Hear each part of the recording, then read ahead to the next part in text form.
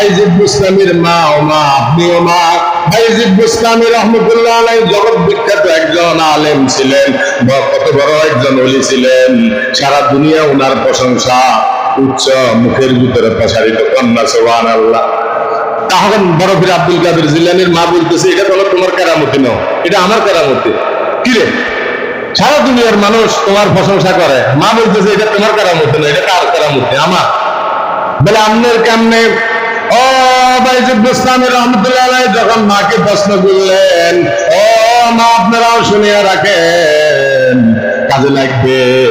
ভাইজিদ বুস্তামি রহমতুল্লাহ আলাইহির মা বলতেছে, ও সন্তান, তুমি দুনিয়াতে ভূমিষ্ঠ হওয়ার পর থেকে যতদিন তোমাকে আমি দুধ পান করাইলাম, বিনা ওযুতে কখনো তোমার দুধ পান করাই নাই। বলেন সুবহানাল্লাহ।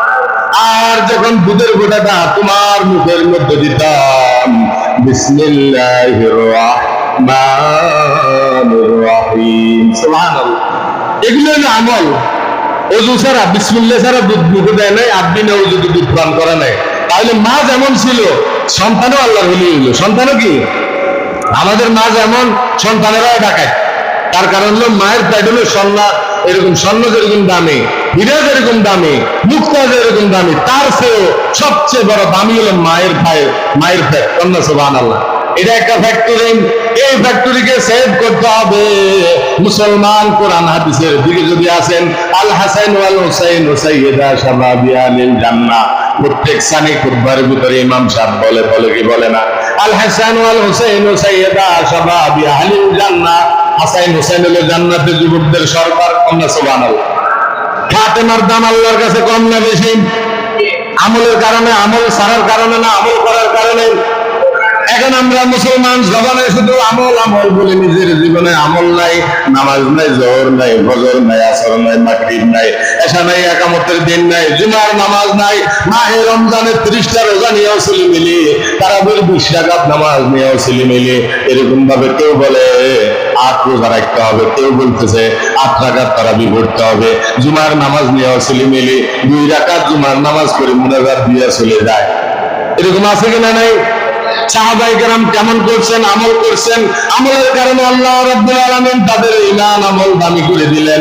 ফাতেমা রাদিয়াল্লাহু তাআলা আনহা কেমন পর্দাশীল ছিলেন মা এবং বোনেরা, যে ফাতেমাকে কেউ জীবনে দেখে নাই, আর ফাতেমাও কাউকে জীবনে দেখে নাই। বলে বলেন সুবহানাল্লাহ।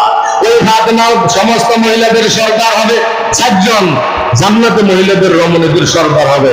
আপনারাও জানেন, মুখস্থ করিয়ে রাখবেন। খাদিজাতুল কুবরা রাদিয়াল্লাহু তাআলা আনহা, বলেন খাদিজাতুল কুবরা রাদিয়াল্লাহু তাআলা আনহা।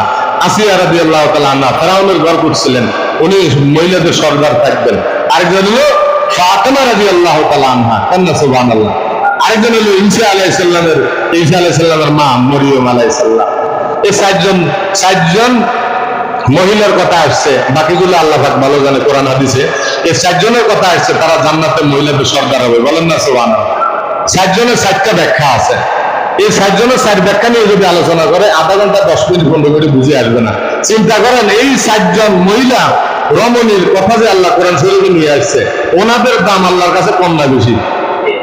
একজনকে খাদিজাতুল কুবরা রাদিয়াল্লাহু তাআলা আনহা, আরেকজন হইল ফাতেমা রাদিয়াল্লাহু তাআলা আনহা, আরেকজনকে মরিয়ম, হযরত মরিয়ম আলাইহিস সালাম, মরিয়ম আলাইহিস সালামের মা মরিয়ম, আরেকজনকে আসিয়া রাদিয়াল্লাহু তাআলা আনহা।